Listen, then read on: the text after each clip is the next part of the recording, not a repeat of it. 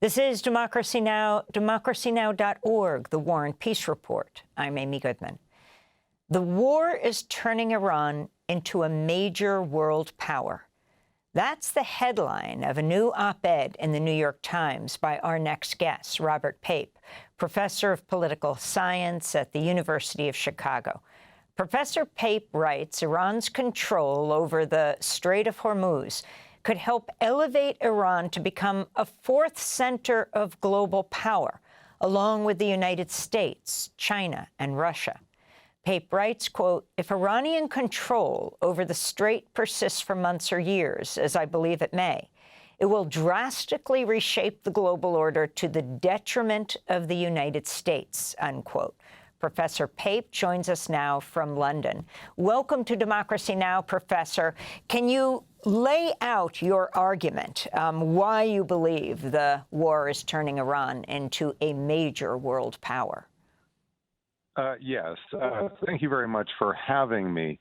What most people know is that Iran is causing oil shortages through selective blockade using drones and mines. I'm going one step further. I'm discussing the power that selective blockade gives Iran today, in the coming months, and in the coming years. It is power because of geography. The choke point at Hormuz is geographically perfectly located to allow Iran to selectively control the shipping through Hormuz, which means it can use that selective control as leverage to gain political power in the Gulf, change the hierarchy, change the balance of power in the Gulf from a balance to a hierarchy where Iran now is at the top of the hierarchy. And if other states do not accept Iran's power, they lose tremendous gross domestic product. Also in Asia, the power that Iran has to cause the Asian states to distance themselves from the United States is already evident, and that's only going to grow over time because Asia is ground zero for the economic shock effects that Iran can have with its selective blockade. Then on top of that, when you look at the United States, look at how little power the United States has for its basing, with its basing structure in the Persian Gulf.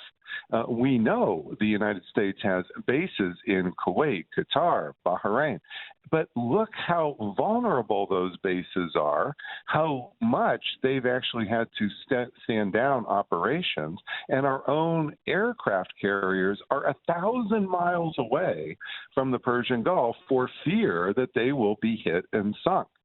What all this adds up to is growing power of Iran, diminishing power of the United States, and on top of all of that, Amy, over the next months and year, there will be $100 billion of oil revenues going into Iran. This will be in Chinese banks that can be used to transform that nuclear-enriched material into working nuclear weapons. And if we can't destroy the drones in those deep caves, what makes us think we're really going to stop Iran from becoming a nuclear power in the next 6 months or a year? You add all that up, and Iran will become a nuclear weapons oil hegemon in the near future, in the coming months, coming years. That means it will be the fourth center of world power. You write it's possible to control the strait without closing it. Explain how that's occurring. We are watching in real time. Iran is declaring, unless you cooperate with the Iranian military will sink your ship as it goes through the Strait of Hormuz.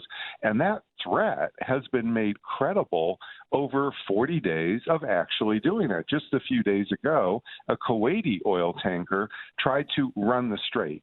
And what happened? It was hit.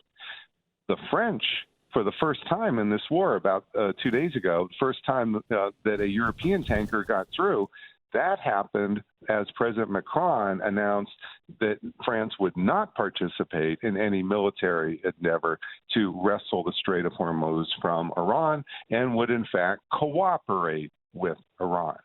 So what you see is cooperation, that is political kowtowing, gets you oil.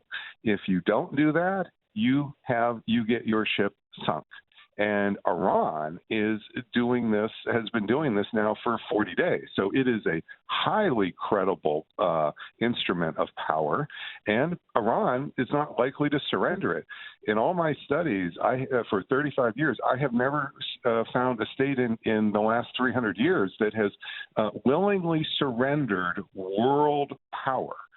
And that's why the ceasefire is breaking down. You posted on social media yesterday, quote, "Power isn't just about what you control. It's about what you can put at risk. In a global economy, risk equals power." Explain. Yeah, so we have, in political science, international relations, we have all our measures of raw power. We look at gross domestic product, we look at military forces, we look at nuclear weapons.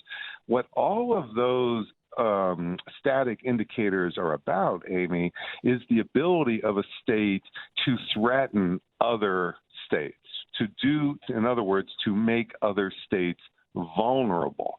What you are seeing with Iran is that its geography in combination with a level of drone technology that we simply cannot destroy. We can destroy 50% of it, 70% of it, but Iran, thanks to the geography of the straits, only needs a small amount of offensive power, a number of drones, a small number of mines, in order to achieve the mission it must achieve to make the countries vulnerable, which is to sink their ships. This is actually quite similar to the Vietnam War, where the Ho Chi Minh Trail, America, through air power, was able to cut 80–90% of the throughput of the Ho Chi Minh Trail, but we could never get the final 10%, and that's why the VC won. Professor Pape, your Substack page is called The Escalation Trap.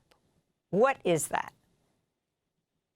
The escalation trap is when a strong country, the United States, uses military force, air power, that can be tactically successful. Bombs hit targets, bombs kill leaders, but it does not produce strategic success.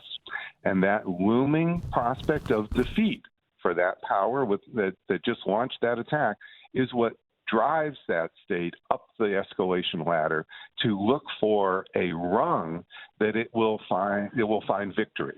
And that's exactly what you see with Donald Trump.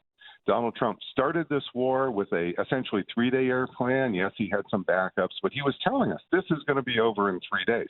Well, instead of causing the regime of Iran to collapse, it got stronger. It is now a more vicious, a stronger regime than before. So he launched the air campaign. Well, the air campaign was supposed to weaken Iran, and we did destroy launchers. But what that did is it allowed Iran to lash back in a horizontal escalation that seized the Strait of Hormuz. Now, after 40 days, Iran hasn't just seized the control of the Strait of Hormuz. It's feeling its power, Amy. It is now using its power. It's learning. This isn't just theoretical power capability.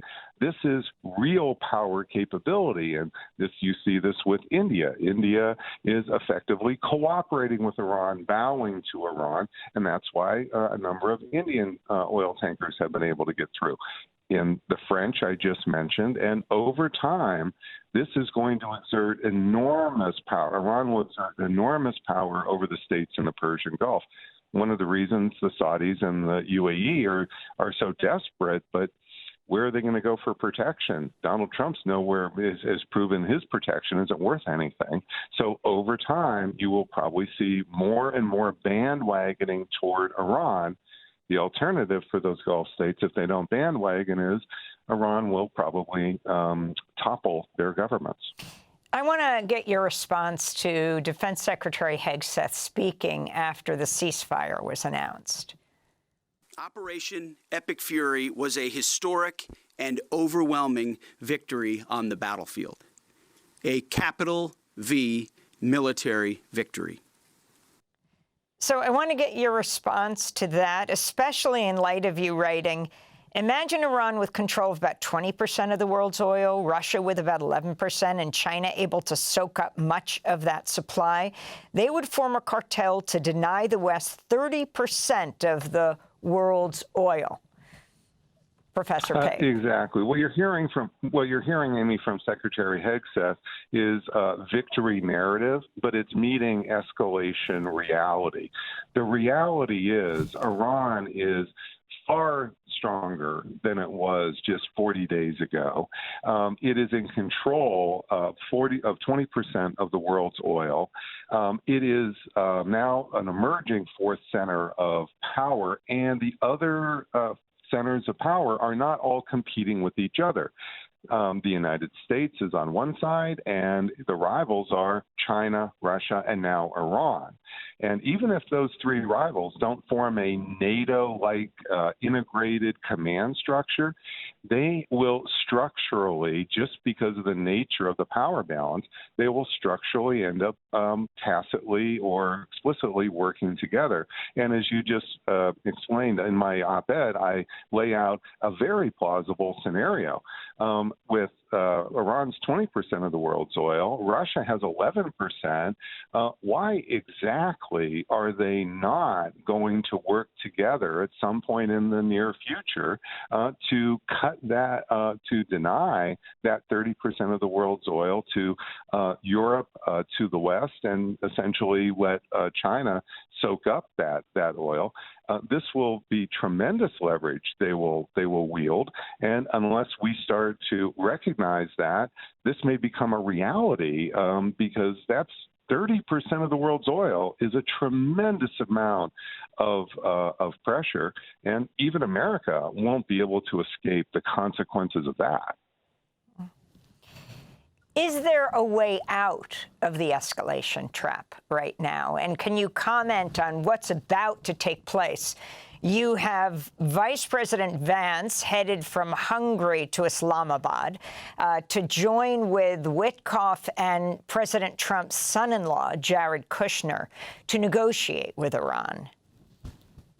Well, there are only two ways to settle this. One on the battlefield, that's the escalation trap. The other at the negotiating table. The problem with the negotiating table is that given Iran's surge in power, the price to get Iran to even give up a sliver or half of that power is going up and going up and going up. So the deals that were on offer on February 27th simply are not going to be enough. Iran already wanted its 3.5% enriched uranium on February 27th. Well, notice now it has more power, so it's not going to go back to the old deal. The one card that could be played that would really matter, I believe, get Iran's attention would be a enforceable military containment of Israel.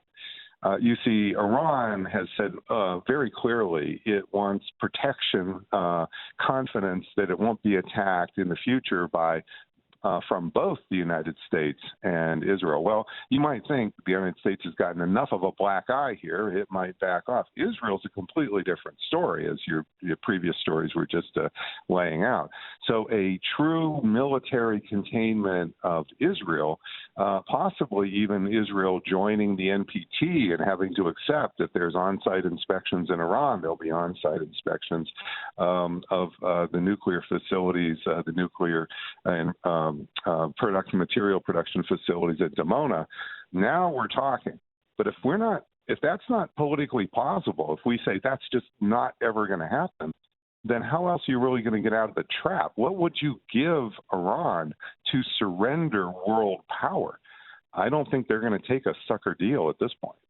Thanks for watching Democracy Now! On YouTube. Subscribe to the channel and turn on notifications to make sure you never miss a video. And for more of our audience-supported journalism, go to democracynow.org, where you can download our news app, sign up for our newsletter, subscribe to the daily podcast, and so much more.